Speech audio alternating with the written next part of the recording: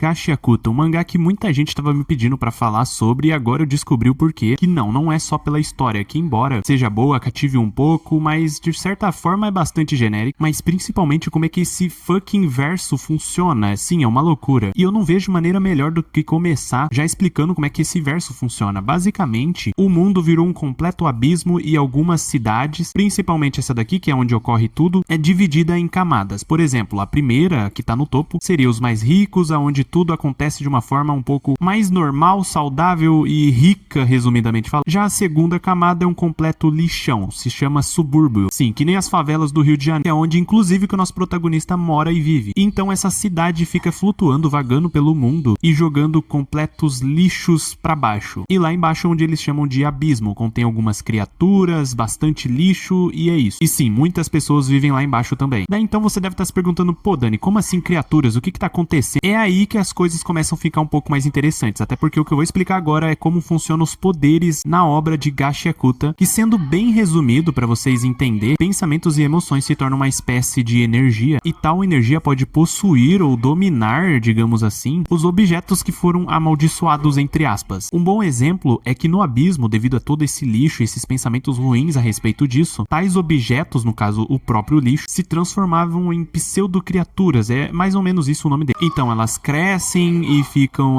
desse tamanho aí que vocês estão vendo. Mais ou menos é assim que funciona a energia aqui nesse verso. E o que basicamente é explicado que por mais que você tente matar essas criaturas com armas comuns, não iria funcionar, até porque contra essas pseudo-criaturas, o cerne que eles mesmos possuem, que são os pensamentos. Então para enfrentar esses bichos, você vai ter que utilizar uma pseudo-arma. Bom, resumidamente falando, se coisas forem usadas por um longo tempo, com cuidados e cheios de carinhos pelas pessoas que a usam, ali passa a hospedar um pensamento, no caso ali, a energia que a gente acabou de falar. No caso, em armas completamente poderosas. Por exemplo aqui, este cajado de madeira todo velho, na mão do seu portador e ativando tal energia, bom, ela se transforma em uma arma completamente maluca. Então no caso acaba que cada um possui a sua única pseudo-arma, que também não é qualquer pessoa que consegue fazer isso, utilizar essa energia. As pessoas que detêm esse poder, essa habilidade, esse dom, seja como for, são chamadas de Giver. E agora finalmente chegamos aqui na história do nosso protagonista, que simplesmente é uma criança que revirava o lixo das pessoas ricas, no caso daquela cidade mais bem desenvolvida e cuidada, e então trazia pro seu lado da cidade e consertava o que desse, simplesmente para ele brincar, vender ou até mesmo dar de presentinho pra menina que ele gosta. Mas resumidamente falando, ele vive aqui com o seu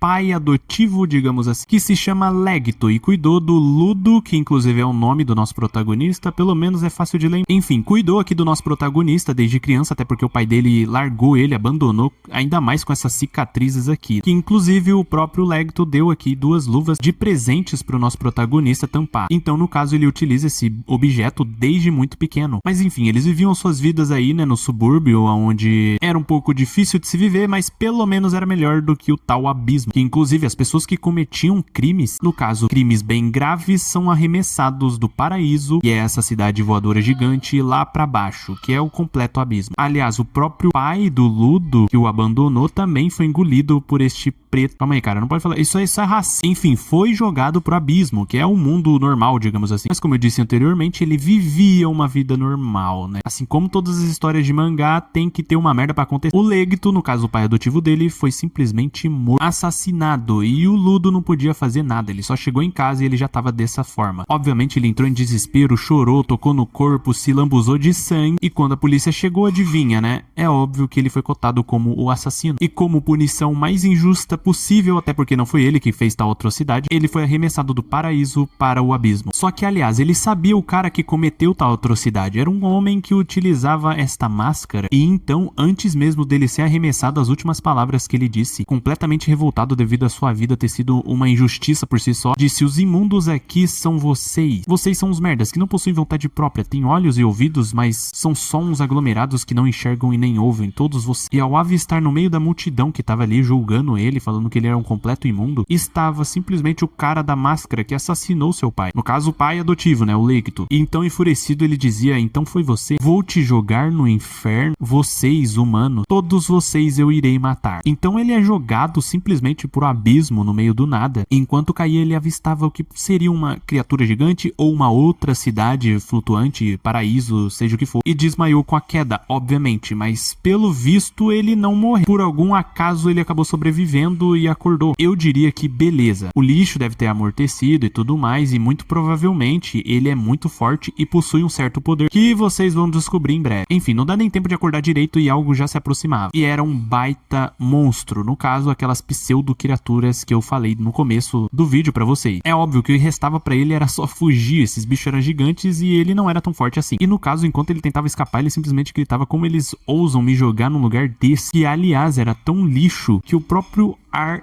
era tóxico, então ele estava prestes a morrer. Só que pelo menos ele ia tentar lutar. Alguém com binóculos olhava de longe e observava tudo aquilo, e claramente observou também que o menino não era pouca coisa não. E é por isso também, vendo esse potencial, que esse tal cara decidiu meio que ajudar ele. Meio que ajudar porque vocês já vão entender o motivo. Um cara que possui um guarda-chuva, uma máscara de oxigênio, até porque o ar ali era tóxico, chegou e simplesmente meteu uma bicuda nas costas do Ludo. Bom, eu achei que ali nesse momento ele ia matar ele, só que ele do nada meteu uma máscara de oxigênio pra ele. Que eu sei, eu tô falando errado. Na verdade são máscaras aqui, né, de filtragem de ar e tal. Então os dois começam a conversar. No caso, o Ludo tenta conversar com ele, falando assim: você é uma pessoa daqui, não é? E o cara ficava quieto. Que lugar é esse? Que diabos são aqueles monstros? Então o cara fala: fica quieto um pouco. Que mundo é esse? E ele não respondia, falava: já disse pra você ficar quieto, moleque. E ele continuava perguntando as coisas e o cara só mandava ele calar a boca. E é quando o Ludo grita, né, falando assim: não consigo ouvir nada, fala direito, cara. E o cara do nada surta, mete o dedo na cara dele falando que não, aqui não é o subsolo.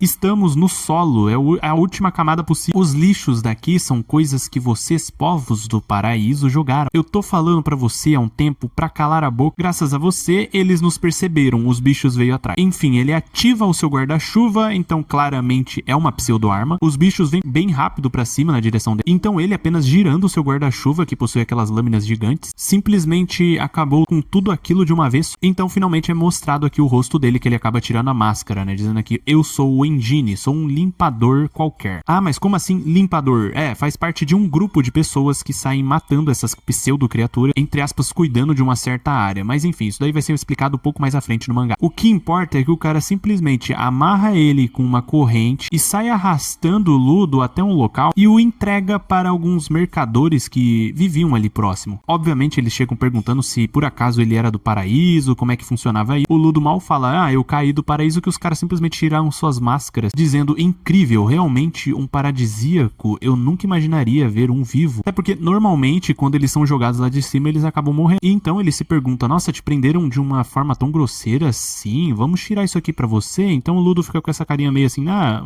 pelo menos eu acho que eu vou ficar bom. Os caras só atacou ele no camburão aqui de um caminhão, prenderam ele pior ainda e começaram a zombar dele, dizendo: daquele jeito de antes ia deixar precioso paradisíaco fugir. Mas isso tudo porque os corpos dos povos paradisíacos podem ser vendidos por um preço muito alto. Como normalmente eles morrem, eles retalham todo o corpo e dividem em várias partes, mas no caso tem um corpo inteiro que ainda está vivo. E ainda tem a questão aqui dele explicar pro Ludo o porquê, né, a razão pela qual todos querem um paradisíaco e por que eles pagam tão alto. Indo direto ao ponto, ele fala: é porque todo mundo odeia vocês. Vocês jogam lixo fora e o lixo que chove se acumula até não dar mais, cria um ar tóxico e a origem também das pseudo-criaturas. Pessoas que foram mortas por esses monstros, pessoas que foram esmagadas pela chuva de lixo. Aqui existem aos montes pessoas que tiveram suas propriedades poluídas e que perderam onde moram. E se por acaso essas pessoas vissem um paradisíaco vivo assim, o que será que elas fariam? Bom, agora resumindo o que acontece a partir daqui, basicamente eles começam a matrotar ali, né, o Ludo, que revida arrancando os dedos do cara, diz ainda que tá comestível, e então é nesse momento que ele começa a despertar uma certa coisa